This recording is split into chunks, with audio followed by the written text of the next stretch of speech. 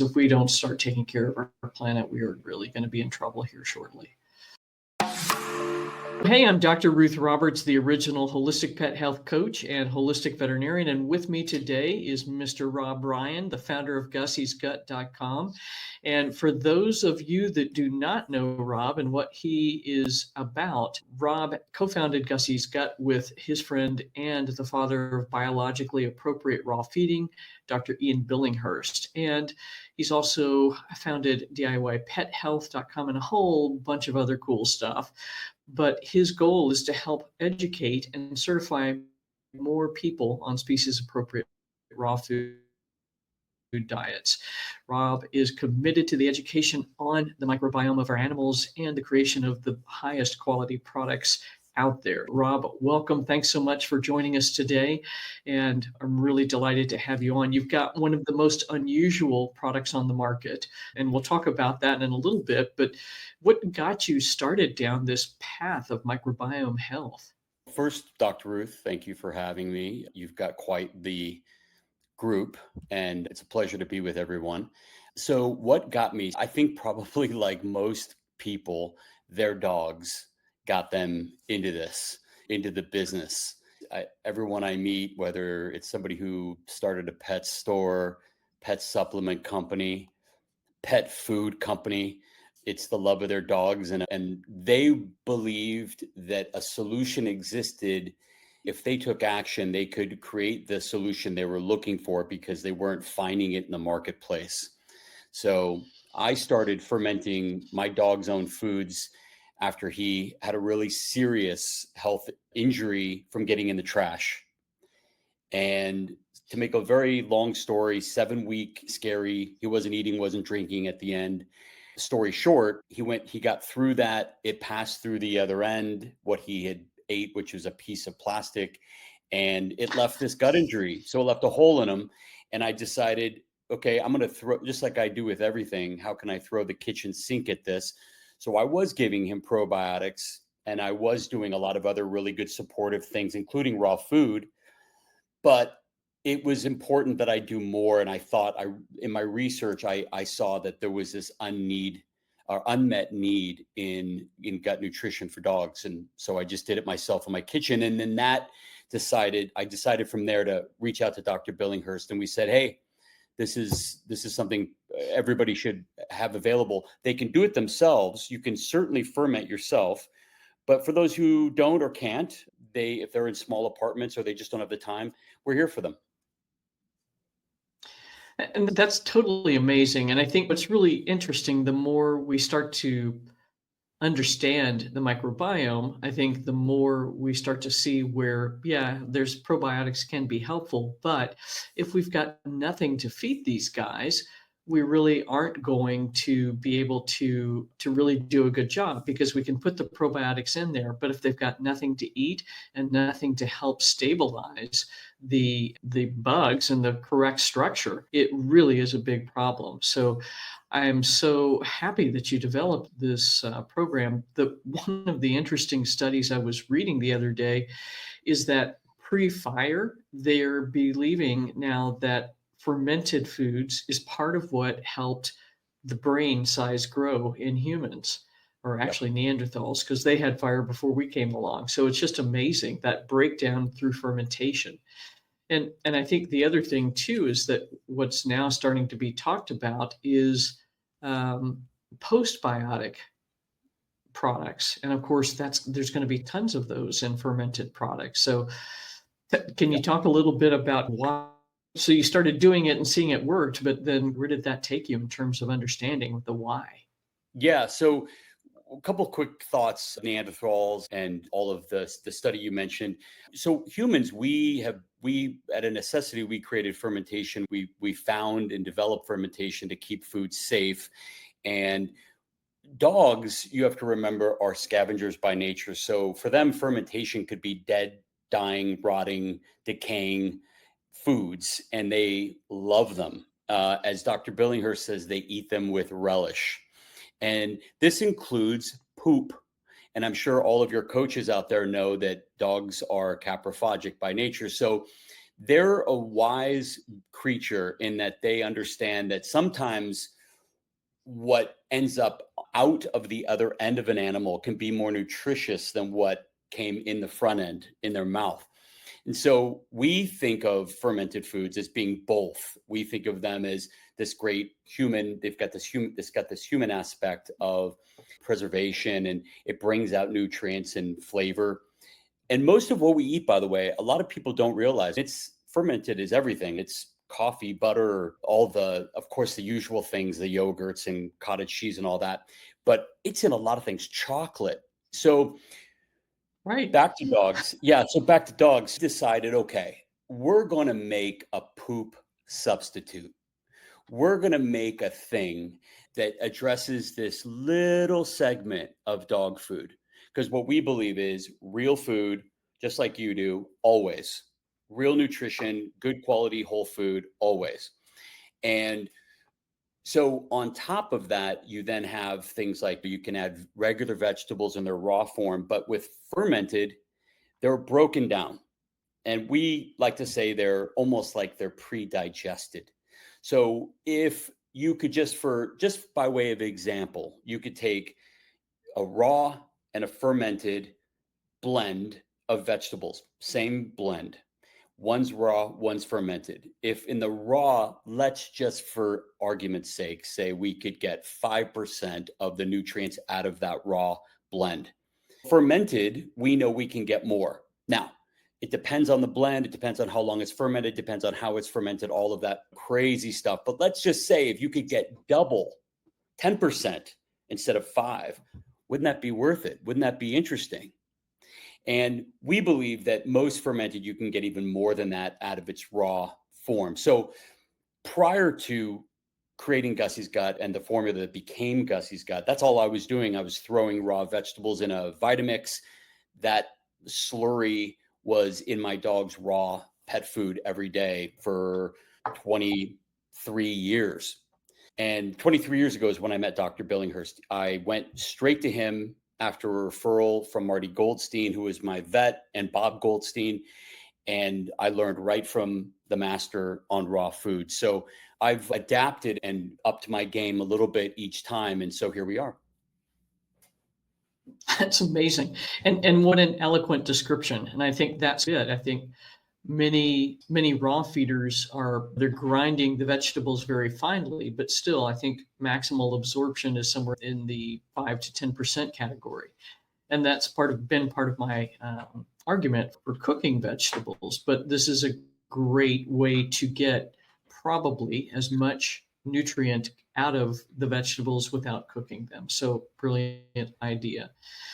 And when you started doing this with your own dogs, what did you see? You went straight to raw. You saw some big improvements there. But when you started adding in these fermented vegetables, what were the things you started seeing? Yeah. The biggest thing I saw was his whole energy. And your folks will understand this, but you can't say this in just and commercial application because people they go, what does that even mean? But I saw an incredible improvement in his joie de vivre. I am a big measurer and a big proponent of everybody knows their dogs like the back of their hand, and everybody knows when their dogs light up. And so you can see the light. But I also saw the poop, and that was miraculous.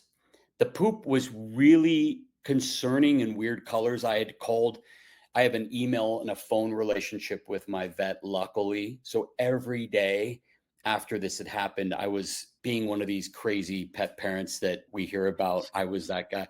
And just going, hey, why am I like, does this look? And I was shooting pictures and sending it to him in email. And I was like, what does this mean? I had never seen that before. And I had my dogs before him for about 17 years as an adult. I had my own dogs for 17 years before Gus. So I'd had a lot of I'd seen a lot of poop, but this was horribly unusual. And the gas was very concerning and unusual. You're like, that is next level, just alarming. And that went away. So it took for me doing his own fermented. It took really about 4 weeks. So it wasn't overnight. It did take about 4 weeks. And then I started seeing this really nice integrity of his poop. And then I saw a lot of really great other benefits with the gas and all that other stuff. That's just crazy that hopefully I'm still going. Maybe Rob jumped off and he will come back on. I'm There we here. are. I'm here. I think you're a victim of lousy hotel internet. Right. But what Rob is saying is really amazing because if it took 4 weeks to take this dog from disastrous poop to really normal poop, that is astonishing because so many of these guys, once they've had such a severe injury, Rob was speaking of, they really never get back to normal. So that is really good stuff. And once that sort of normal poop came back, was he on the level and everything was beautiful after that? Yeah, so he's I've done a lot of testing on him and he's in bulletproof shape. He's in incredible shape. He was also, it's important to say, he was also really fit and healthy before this. So I like to say one of the reasons why you have a resilient, healthy, powerful dog in really good health is something could happen and they're going to cash in on a little bit or sometimes all of that health. And so he was able, I think, to, and that's what, my vet thinks and other vets that I've talked to, he was able to spring back better. Had he been a sick or ill or over medicated or blah, blah, blah dog, it would have been more difficult. And yeah, I think for what we tell people, Dr. Ruth, is that our fermented superfoods, they're not magic and they're not pharmaceuticals. What they are is this incredible way to get something unique and get hard to get nutrients, because what's in our formulas are usually very hard to get. Most people aren't even giving them in the raw form. And the fact that they're fermented, it gives them that extra advantage. And people email us all the time. Is this going to help with my itching dog? Is this going to help with my yeast dog? Is this going to, we always say, look, we don't want you to think of Gussie's gut as being a therapeutic or a treatment. What we want you to think of Gussie's gut as being very much like a food. It is a food-based supplement, but you're supplementing a really good diet, like your crock pot diet or raw food diet or, another whole food great Something diet. whole food diet. Yeah. Yeah. Right on. And that's it. It's really what you're going for is making sure that the foundation is really strong so that anything else that happens after that is going to be all good stuff downstream from the gut. And it's interesting too, when I started studying leaky gut syndrome back in 2005, the gospel was that the gut gets insulted and then everything just goes to hell in a handbasket. The tight junctions break down, the mucin layer breaks down, and stuff starts getting absorbed into the body that shouldn't. But some of the research that's coming out is saying that maybe it's actually the other way. You have some insult to an organ. And in this case, for your dog, it was directly to the gut. But maybe it's the kidney was insulted or the heart was insulted or something like this. And then the gut becomes leaky because the body is off kilter. And for instance, in humans, if you get a concussion, that can induce leaky gut syndrome and vice versa. So it's so interesting what we're figuring out. And I think we're just scratching the surface.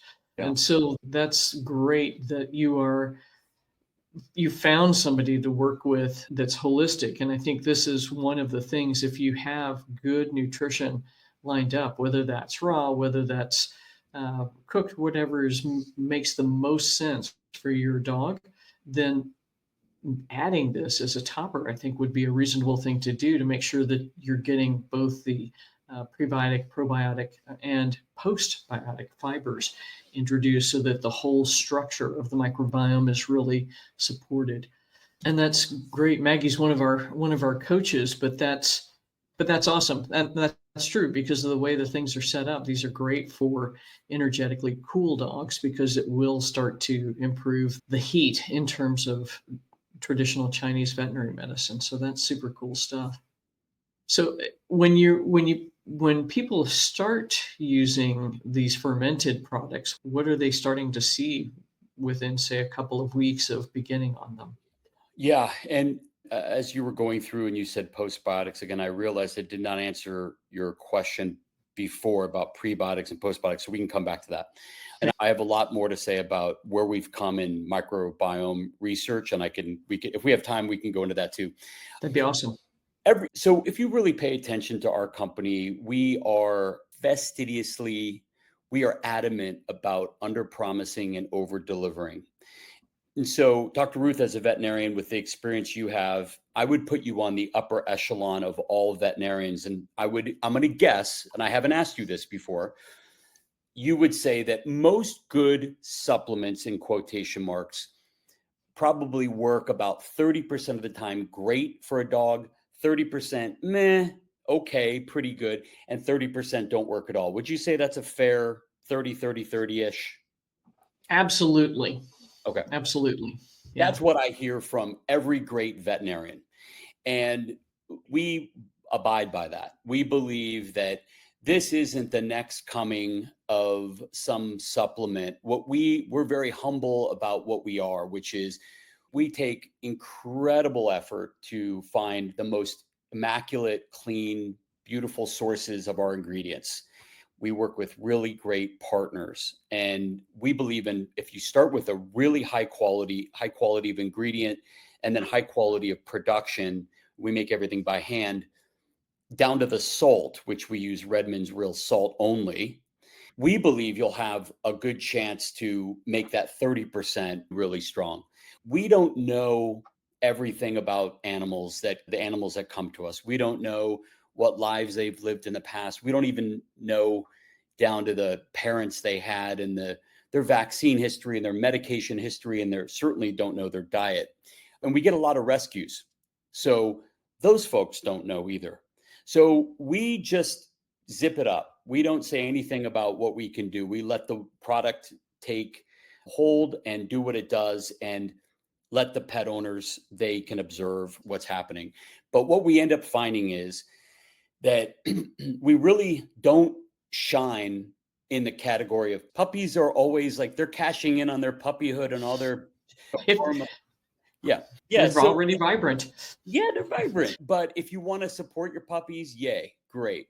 Where we really shine is the problem dogs that, they've been neglected in the past, in their past lives with other people, or they've lived on the streets. We have dogs like that, and they go into these beautiful homes and people are cooking their meals, and they're they're getting our product after these changes have been made, and they want an increased level of support and resilience, and we like to say healthy aging instead of anti-aging, healthy aging support, which we believe fermented foods do for people and really all mammals, really most mammals that can eat fermented foods.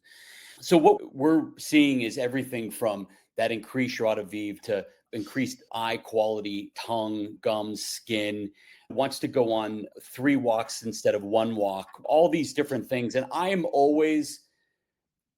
the guy to ask. I see every single customer support ticket pretty much that comes. I review them every week, and I see a lot of great stories, but these are anecdotal. And so and I also feel like this isn't something we promote. We let reviews shine. If people want to look at our reviews and they want to read the stories, great. We can't and don't want to promise that we're going to do something, because your dog may be in the other 30 percentile where it's okay, or it's not working at all. Right on. And I think a lot of what happens with that is that the gut simply can't absorb the nutrient. Like the mechanism to absorb some of those nutrients aren't there, and or it's not the right choice for that pet. That was one of the really frustrating things for me when I was doing one-to-one consultations, and now for the coaches, is people will come to them with their dog on 27, no kidding, supplements. And you don't know what's going on there. So I think that part of it is that people will buy these big kits that have 4 or 5 products in them, and you got no idea what's happening there. So I No. think it's really important to try things one by one and use as little as possible. And ultimately, I'm really fond of saying, you cannot outpill a bad diet. So if you're still feeding Beneful, that's the worst option out there, or one, well, down close to the bottom at any rate. And then you're giving the 16 supplements, you may see some improvement, but you're not going to truly get there because the underlying mechanism for health, which is microbiome health, is just not happening. Yeah. But cool. So, and you were talking earlier about pre, post, and let's dive back onto that. Pre, post, and Cool. yeah, pro. So everybody is, for really a hard 10 years, we have all been educated through marketing. That's the important thing. Marketing about probiotics. So we went from the period before, which was bacteria bad, to, oh, there's these good bacteria and let's take them. The fact is that there are, what we're really working with, if you stop for just a minute and you consider, and let's just focus on dogs. I could get off on a tangent with people, but we don't need to do that. So for dogs, what we know currently, I like to preface by saying we might find out differently later. But as of today, you've got about 500 good microbes in dogs, and then 1,000 subspecies. That's a lot. Right If on. you look at the supplement, you're dealing with, up to 15 species that you can give your dog. Okay, interesting. Now, when you look at testing of all kinds, I don't care what test you put in front of me, the machines and the technology that's available can also only test for, I think, up to about 20 today. The best technology, about 20 it can test for. Okay, interesting. So, what is it we're really doing here? And I don't think we need a PhD to figure that part out. If I ask the question, what is it we're solving for? Are we solving for a species? We actually don't know enough about each species. We know that this species could be helpful, and this variety of the species could be really helpful in this one thing, and diarrhea and this and that. It's been studied and all that. But we actually don't know what I think what we think we have in the probiotic world is we have this magic set of numbers. We should have this much of this species. But the truth is, we don't have enough in our toolbox, and we do not know because everybody's different. And the same thing goes for our dogs. So even if we had in supplement form all 500 and 1,000 subspecies that you could take in a pill form, you could not actually apothecary together the right mixture for your dog. It doesn't exist because it No. depends. If I take your dog from California and I move it to where I am today in Austin, Texas, guess what? The biome's going to change. The microbiome will change. It will adapt to its surroundings. And so it's uber complicated, but don't get perplexed by their perplexing. It will only perplex you, is what my friend says. So just focus on good quality diet and standards. So we don't chase and we don't sell Gussie's Gut as a probiotic, even though lacto and bifido species are inherent in our fermentation process, and we love those. What we believe the value is, we focus on gut terrain health and supporting that terrain. And you talked about that earlier in the show. If we can do that through polyphenols, phytochemicals, certainly pre and postbiotics, we believe will offer another benefit to really great companies out there, like my friend Julie at Adored Beast, who runs an incredibly brilliant, beautiful company, and others out there. So I am not anti-probiotic. Make no mistake. I just want everybody to understand we should go into it with clear and open eyes. And so when we get questions like, should I replace my current probiotic with Gussie's Gut? We get that almost every single day. It probably is our number. I should know this. It probably is our number one question. We actually recorded a video about it. It's so common. What we want to say first is, wait a second, why are you taking that probiotic? What's the reason? Is your vet telling you? Then keep doing it. But if you just think that's part of gut health, you may want to re-examine that, because what we think the goal is to gut health, it's diversity and terrain health. It's absolutely both those things. Very eloquent answer. And I think that's absolutely it. And of the numbers you mentioned, 500 species and then say 1,000 subspecies, those are just the ones that we've identified. And there's probably 10x that number at minimum present. So we really don't know what we're doing. No. And I think the early products out there, like it's hilarious what I was saying in 2006, now the internists are saying, and that's to use a high potency multi species product. And I think that helps. But what I finally realized is that what is more important is to go after what I consider to be the scaffolding. So, what is going to actually provide benefit in creating the right structure so that the rest of the probiotic organisms that we don't even know who the heck they are can actually do their jobs and keep things healthy? And I totally get it. So, that's where I guess about 4 years ago, I switched to a sporulated probiotic, 4 species. And the whole goal of it is not to regrow the microbiome, but simply to provide a healthy, safe haven for the guys that we want to get growing in there. Yeah. But I think it's critical. And that's it. I think people throw their dogs on probiotics and they're on them forever. And I would say that you can titrate down to the lowest effective dose or off of it. Or if your dog is relatively healthy, but maybe there's a stressful event coming up, anesthesia, something of that nature, then have something on hand that will help protect the microbiome from insults. But again, it just depends on the dog. So Yeah. that's the other thing you have to honor. And if your veterinarian was using a specific type of probiotic for a specific reason, that's something that's important to follow through with too. I think I think what we have unfortunately found ourselves is we've fallen into the pill for every ill, but probiotic for every ill thing. It's just very comfortable and simple. It's a system we all know. Now, take this thing for the chronic diarrhea or this or that, and let's be done with it. Unfortunately, it's not that simple.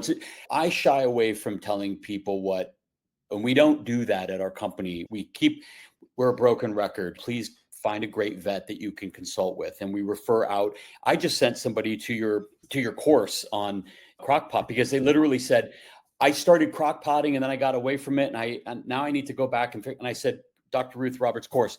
But we prefer to tell people it's important to know why you're doing what you're doing and not just blindly doing it and wanting to be done with it and thinking that you are done with it. And I still haven't answered your prebiotic and postbiotic question. I'll do that really fast. Okay.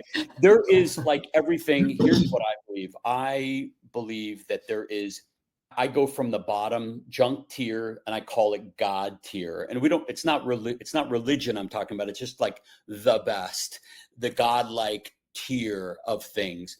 And that's how I see everything. I look at, like, in the vegetable world, it'd be conventional, organic, biodynamic, regenerative, let's say. Okay.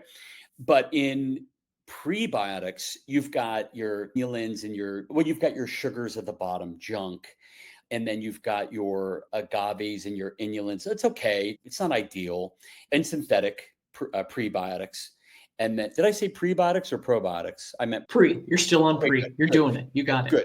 And then you've got like your other vegetables. It could be like beets, for example, are certainly classified as a prebiotic. But then you've got the really good, amazing, what I would call God tier, which is dandelion, asparagus, sunchoke, and then certain mushrooms. Like in the whole food plant world, we don't know of anything better yet. So I'll just put it that way. And then, of course, Right you on. have to look for the cleanest source. So our product has that tier. Our products have that tier in it. And those do heavy lifting when it comes to that whole terrain thing we just talked about. Now, postbiotics are the result and the payoff. I call it the gold, the payoff at the end of fermentation. And that's these metabolites, and they basically work as this super factory of energy and cleaning up detoxification. And they're really good they're good with pre and probiotics for sure. They're really good on their own, but they're also being made in a junk way by some really, really big companies that will remain nameless, but they're getting in on the gravy train, and they figured out ways to make them really cheaply. I would suggest you get your postbiotics from the really good God tier as well. Right Fermented. on, and that makes total sense. Totally makes sense because and to be clear, so the postbiotics are the things that everybody's talking about right now because it's the new thing, right? But in fermented foods, that's actually, as you said, those are the things that have been doing the heavy lifting all Yeah. along. And I think it's so important because it can regulate so many systems in the detoxification system, improve gut function. We can see massive improvements in skin and itching wherever the inflammatory response is happening, whether that's ear infections, kidney disease, all of that. So I think they're critically important. One of the other things you might want to explain too is this idea of regenerative farming and what that means. Okay. Because So, that's a new one for a lot of folks, I think. okay, sure. So this is, if you want to know, if you knew me really well, Rob's passion is regenerative farming. So I have been a big environmentalist for a very long time. I live in Colorado. I love clean air, oceans, streams, water, land. Call me crazy. That's what I love. And I believe in saving the world in substantive ways. So I don't think that we're going to change anything by just screwing in a light bulb. What I believe is we need to change our farming. So we need to move away from factory farming and even beyond organic, which is also, depending on where you are in the world, it's been a little hijacked. So A now in little America, greenwashed. a little greenwashed, and regenerative is starting to go that way too. Now, biodynamic is a little different. We won't go into that. That's next level over organic, harder restrictions, bigger, closer to that God tier. Regenerative, I believe, is beyond that. And why it is, it's inherent in true non-greenwashed regenerative farming and ranching. So meat production and plant production. That means that animals, like nature intended, are tromping on the land, pushing in the microbes, pooping, all the poop gets pushed into the ground. So natural microbes are abundant. So if we didn't have any people in this area and we had just natural grazing, the bison were roaming like in the old days here in America, you would have 5% of microbes in the soil. The richness of the soil would be incredible. Most conventional farms, you can barely measure that. It's over-tilled. It's the soil is turned over, exposed to the sunlight. All the microorganisms in the dirt are killed. They're exposed to sunlight and air. And so there's no richness and no vibrancy. If the soil is healthy, and in fact it has a healthy microbiome, then everything that comes out of it and from it, including the grass that the cows eat or the bison or whatever it may be, that is better for you. So it is also true that I read a statistic that if just 4% of our farms were regenerative farmed, we would draw 100% of our carbon from the atmosphere out of the air in about 20 to 25 years without changing a car on the road. Yeah, so And there's lots of really good opportunities there. And so that's why I love regenerative. Not to mention that regenerative farms it goes without saying, they're free range animals, beyond free range. They have actually ridiculously beautiful lives. And I was just telling you, Dr. Ruth, that we have a new treat that's come out. It's coming out technically tomorrow. So this is live. You guys are hearing woohoo! for anybody. It's regenerative focused. And so we're making an ancestral pork treat for dogs that is all from whiteoakpastures.com. a family run farm, 156 years. This is the preeminent regenerative farm in the world, a ranch, and down to Temple Grandin creating, for those of you who know about Temple Grandin, she's the doctor that focuses on humane animal treatment, and everything has been focused and thought of in that direction. So I've been on the ground, my feet have been on the ground with the animals, and it's an absolutely beautiful way to live in the world where that is happening versus pigs, for example, raised in high rises and on metal, and Horrifying. horrifying, like beyond horrifying. And so that is not the way we, I think, can sustainably feed the world. We need to figure out better ways, cleaner ways, and more humane ways. I totally agree with you. And I know that pastured animals can be an incredible CO2 sink. And this is my passion too, man, because we really have mucked things up and we got to fix it because we're starting to pay the price. Yeah. And all species are. But the other thing that's incredible is I saw an infographic on visualcapitalist.com. And evidently, in terms of biomass of animals, cows occupy the most biomass on the planet, which makes sense. But unfortunately, and then pigs and then other domesticated animals for consumption. But the problem is that's actually these conventionally raised animals are the number one source of greenhouse gases. It's not the cars, it's not the plastics, none of that helps, guarantee you, and they're doing other things as well. But we've got to figure out how to raise these animals more humanely and reduce the impact on the planet because this is really going to be crucial. And sorry, Yeah. I jumped right down in that hole with you, but yeah, it's just We it's could a take huge. that turn, and that's all this show could be for 3 hours. I love this topic, but I would just encourage you, if you don't know about regenerative, watch a really entertaining, fun documentary called Kiss the Ground. It's years old, and it's still brilliant, and it's narrated by Woody Harrelson, but it'll teach you what we're talking about.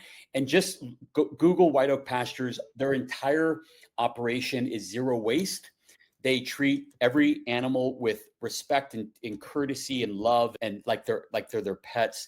And they also have a negative carbon. What is that called? I just lost it in my head. They have A negative carbon impact or carbon footprint. impact. Yeah. Thank you. That's the word. So, Impact. Yeah. and literally, it's because of the way the animals are raised. It's sucking the carbon out of the air. Yeah, and that's truly amazing. So it can be done. It's just going to take some shenanigans to get it sorted out on a larger platform, so to speak. So Yeah. Kiss the Ground and then whiteoakfarms.com. But it's WhiteOakPastures.com. Thank you, White Oak Pastures. But this is going to be so important going forward that yes, you've gotten the upper echelon, top tier God products, but we've got to get folks aware that this is what they need to look forward to. Yeah. It's Now, so Dr. right Ruth, on.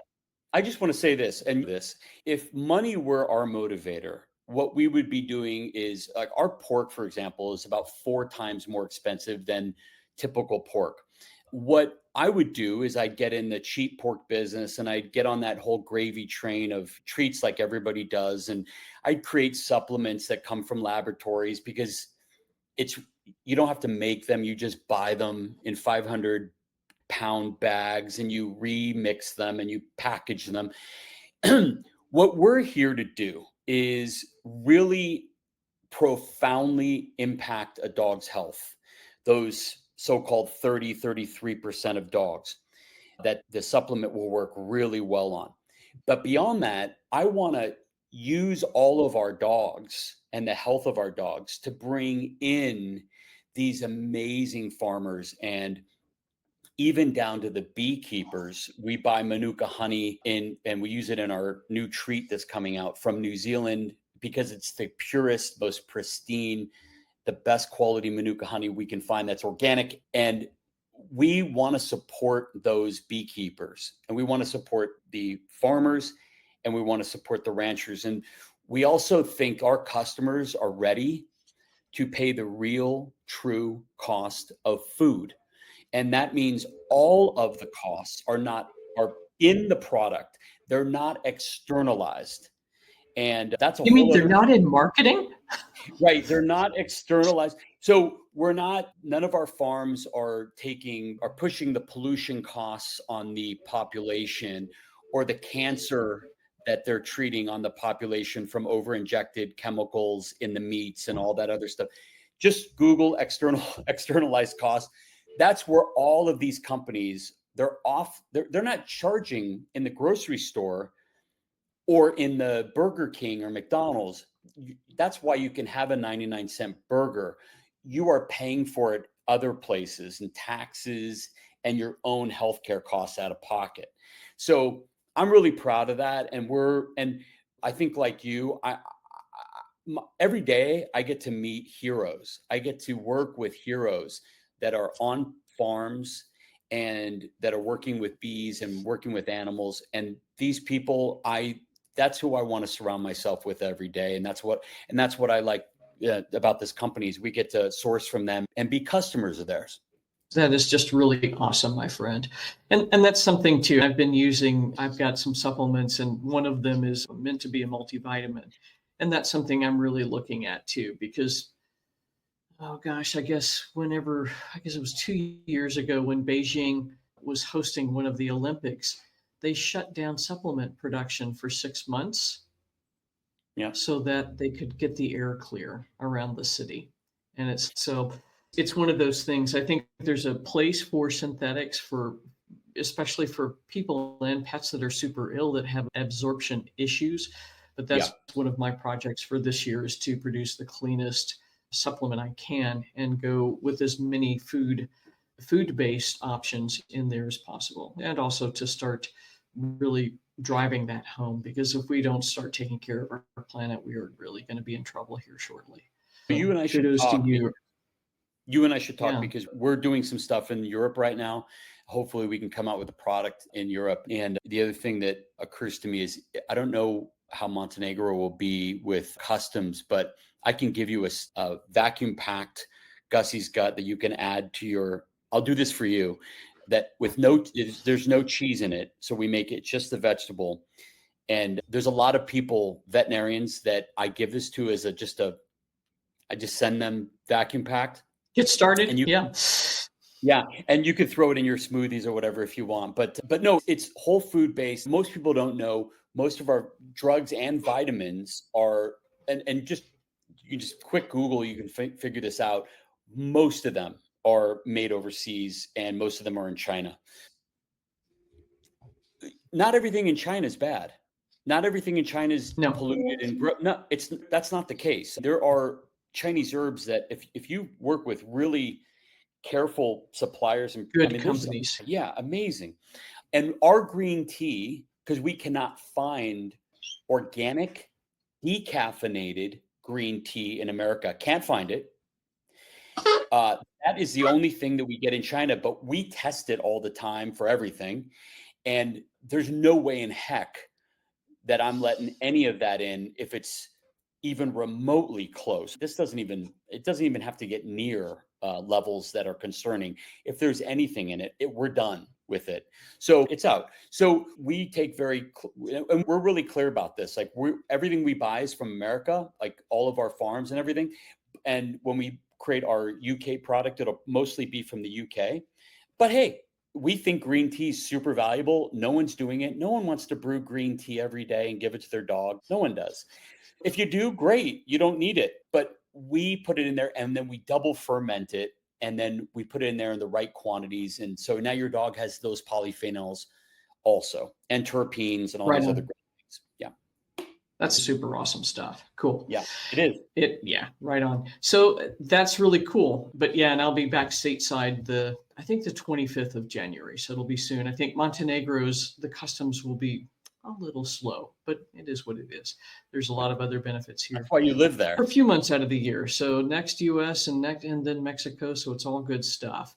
And so I think Rough life, Dr. we Ruth. answered, oh, it's terrible. Yeah, I think we answered this question. Yeah, it has everything to do with the gut. So if the gut's not working correctly, then stuff's going to come out in the skin. And it's just tough. So that's where, that if you focus on fixing the gut first, using something, whether it's Gussie's gut to help fertilize the ground or plow the ground, so to speak, prepare it to be implanted with good guys, that's really where you have to start first for all of these problems. Would you Yeah. agree with that, Rob? Yeah. Yeah, yeah. And And I love this. I love this person's last name, Chick. Miss, I'm just going to call her yeah, Miss Chick. Miss I don't. Chick. Hey, Miss Chick. What? I don't know. Do you know Steve Marsden, the veterinarian, Steve Marsden? So Right he, on. yeah, for itching, I love Dr. Marsden's gold standard herbs.com. I think he formulated some stuff like it's Cesarex. You can Yep. look at those. I'm not saying that's what you should do, but he often bundles Gussies with his herbs because there's lots of evidence, NIH, National Institutes of Health in America, and then there's other studies that eating fermented foods, kimchi, cabbage, fermented cabbage, all that, actually may increase the absorption, and I think it does, but may increase the absorption of pharmaceuticals and supplements.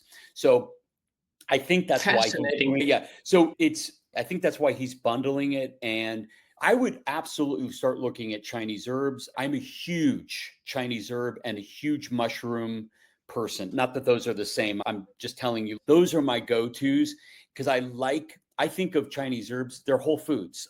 They're herbs and They they're are. always, yeah. And his are powdered and they're non-adulterated and all that other stuff. So I think the world of him. I've had meals with him, and I think he is brilliant. He is a really wise man, and his formulation abilities are off the hook for sure. Yeah, Yeah, so there's that. We both love our friend Angela Arlino. She's got a fabulous combination product called Vitality, which is one of the yeah, very few extracts in a liquid form of a mushroom. So that's great. The other thing you could consider would be quercetin and stinging nettles. So both of those are awesome for reducing histamine levels and help drop the itch down. There's a product on my site called Histopause, and that's been extremely helpful for so many dogs. By combining that with a real food diet, I cannot tell you how many dogs we've gotten off of Apoquel. So that's been a big win. yeah. Or So Cytopoint. yeah, either one of them. I think that's the problem with the cytopoint. Eventually, the immune system kicks them off of it, which is good and bad because it's doing some other stuff too, which we're not aware of yet. Yeah, And right. then, yeah, and then Sil was asking about Celtic salt. And the tragedy is that every sea salt is contaminated with plastic. And I'm pretty sure that's why you went with Redmond's. Is that correct?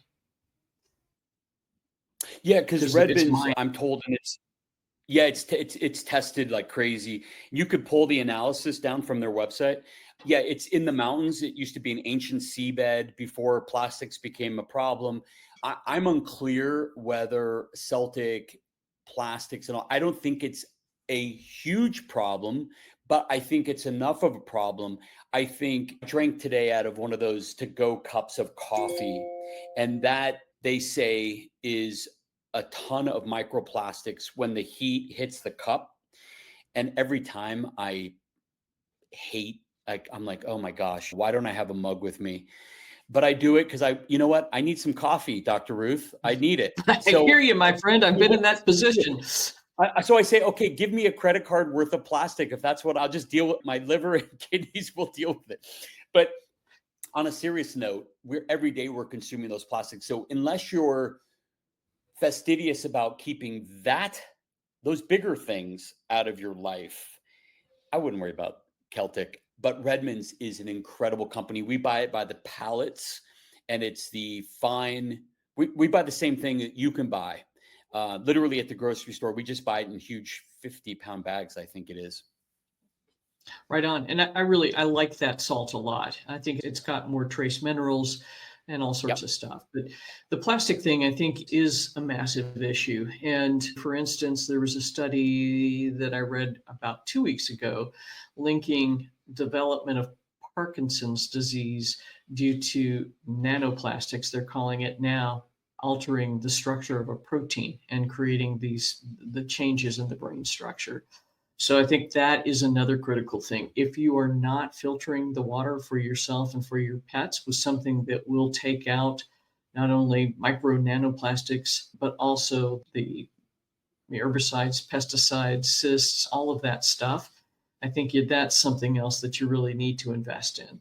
It's whether it's a reverse osmosis or something simple like Berkey filters, which sit on your countertops, really spend some time researching that. And that is one of the most important investments you can make for your health and for your pet's health. What also worries me about, we don't want to have to go down the whole water thing, but the one thing that I thought of in that list is in the water, the pharmaceuticals that people, Yeah, the numbers that of people that are on multiple serious pharmaceuticals is huge. nothing depressing. Yeah, But there's literally. Prozac in the water to fix that, Rob. Yeah. So, Right? and fluoride and all this other stuff. If you're in that municipality that they do that, some don't, but most do.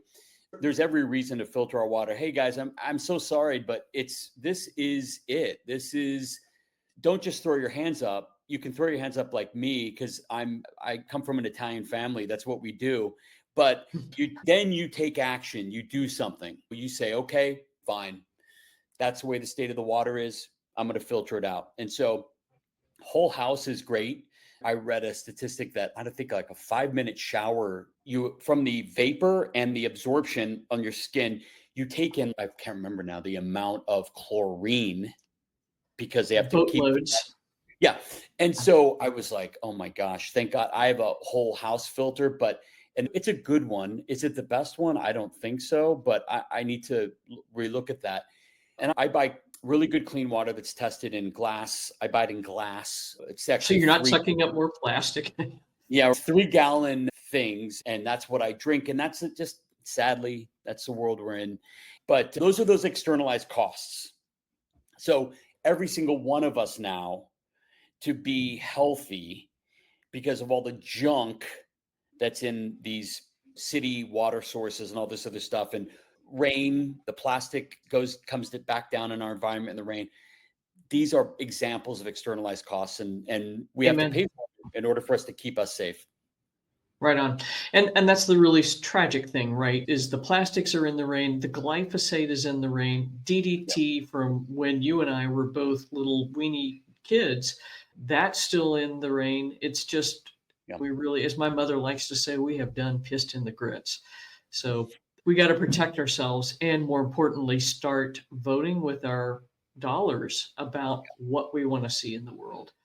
So, Rob, this has been a ball. Very interesting segues we took here, but it was a lot of fun. And these are things that I'm really thinking about this year. So, again, for those of you that don't know Gussie's Gut, go check it out. There, you also have this beautiful microbiome magazine, which I put a link to there in the comments. But you're just doing really awesome stuff, and I appreciate what your driving motive is and that you're being true to yourself. So thanks for educating me and everybody with us, and you guys have a wonderful day. So I'm gonna Thank cut you. us off Thank you, for Dr. now. Ruth. Thank you, everybody My who watched. pleasure.